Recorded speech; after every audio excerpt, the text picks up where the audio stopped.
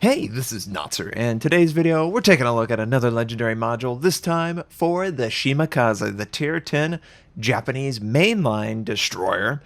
The legendary module is a slot 6 legendary, so this module competes directly with your improved gun reload, improved gun range, DPS on secondaries, DPS on your AA, or faster torpedo reload.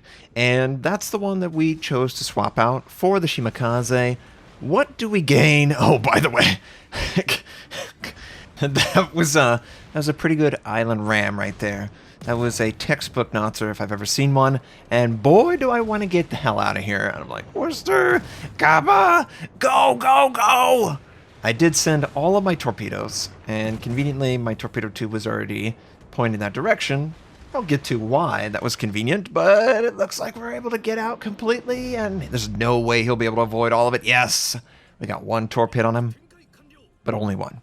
Okay, so the legendary module for the Shimakaze sits in slot 6, and it provides the following. Minus 25% to torpedo tube reload time, so a faster torpedo arm. The base torpedo reload is 15% if you were to just equip the universal module, plus 50% to risk of torpedo tubes becoming incapacitated. This is exactly the same as the torpedo reload module that is universally in slot 6.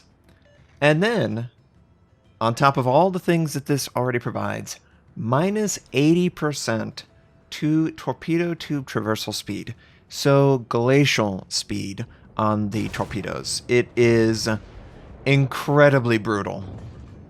Not as brutal as the Lion wiping out the Worcester, but the turret traverse is so slow. So slow that many players will refuse to use the Shimakaze Legendary for that fact alone. Yeah, the reload's great, and yes, it allows you to be even more aggressive towards the enemy, but that torpedo tube traversal, don't try a knife fight, don't get surprised, don't have any of that.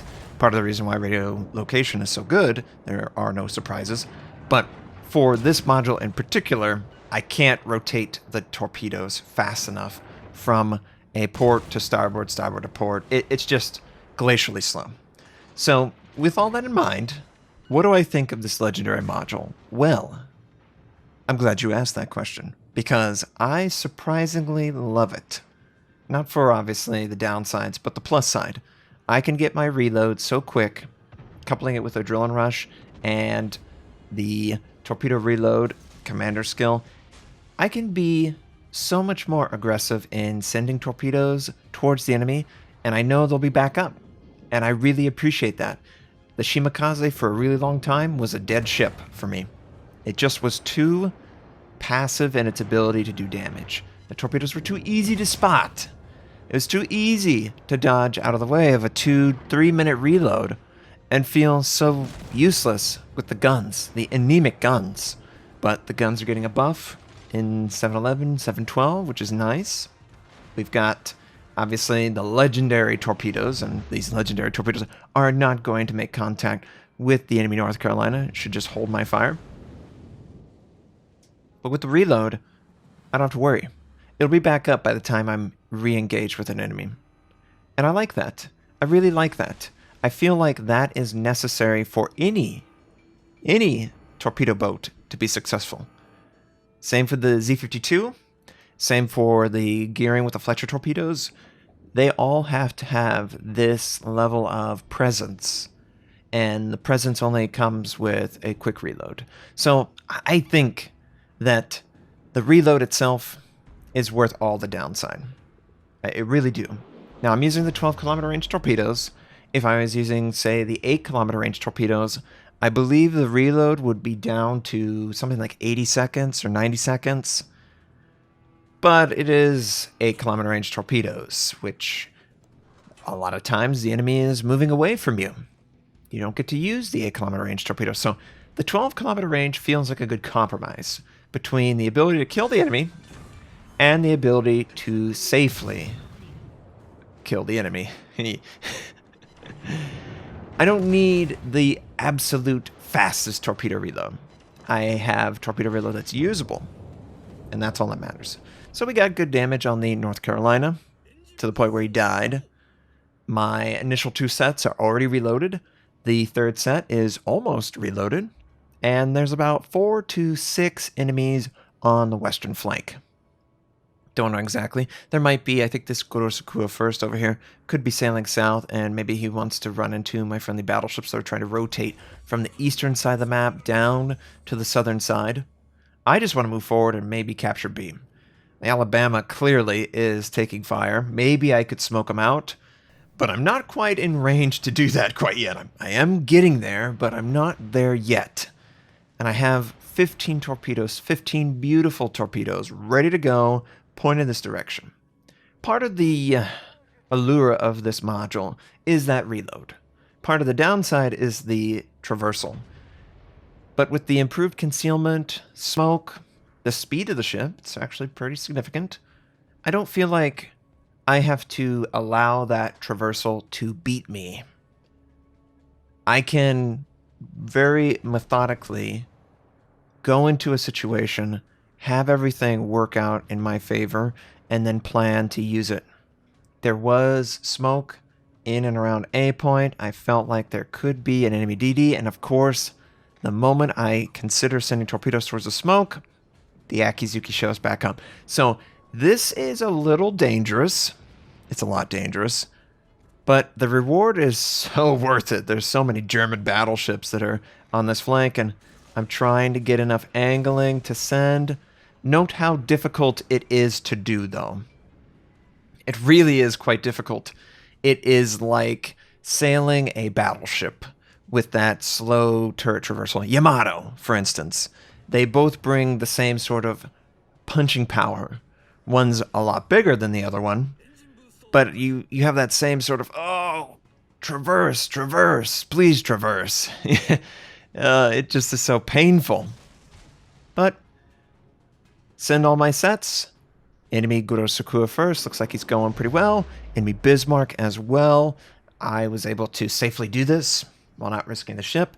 Kind of looks like the Kurosakua first either has hydro up or he spot the torpedoes. He takes one on the nose, which causes a flood. Takes another one on the back side of the ship.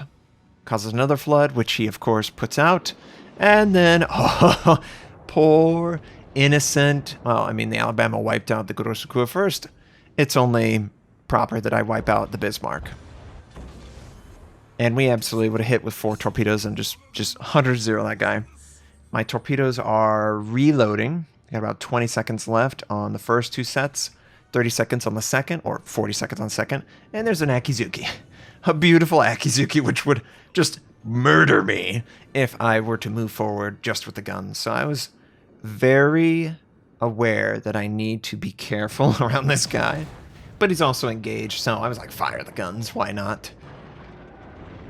And one aspect of this that I think people don't really consider is that the Shimakaze already has terrible gun traversal.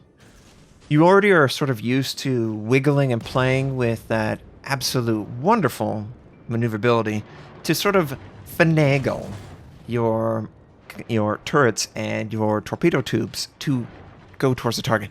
So it's already like ingrained in my play. I've had the Shima for 2 or 3 years. But I've never been this effective. And I had some viewers that were commenting, man, your Shima games are crazy now. They feel crazy. I just feel like this fixes all the issues that I have with the ship. And it does it in a way that I don't feel like it takes too much away from every other part of it. They could have dropped the torpedo range, but they didn't. They could have made the torpedoes have an even higher incapacitation rate, but they didn't. Instead, they just went after the traversal, which is definitely a quality of life degradation. But it's a legendary module. You're probably going to have to play a significant amount of games to get it. By the time that you've earned it legitimately, you should understand how to play it. Oh, this guy, he's very, very sad. Very, very sad. Oh, it's just so brutal how big these torpedoes are. They're really easy to spot, but I'm finding the enemy in a no-win scenario, and I'm coming around this corner Torpedoes are almost back up. The first 2 sets, my radio location is pointing that the enemy is pretty close, and I didn't realize he was that close. So you're going to see some clown car shenanigans. Look at this. Oh, traverse, torpedo tube, traverse. I'm just screaming. Please go. And then someone plants in a gun. But, ooh, that was a little awkward. You feel it. You feel so awkward in a close-range engagement. But the Shima doesn't want to be close. Its guns are the worst in the game. Why would I want to go toe-to-toe with all these gunboats? You wouldn't. So, outside of really bad play, by not realizing how close the enemy actually was, they're pretty outstanding. It's worth it. It's worth it to at least grind and to equip and to consider. And I think that's better than most legendaries at this point. Most legendaries, they're just not exciting. And it's all torpedo damage. It's not flooding or fire. So hope you enjoyed this. Hope you have a wonderful day. And I'll catch you next time.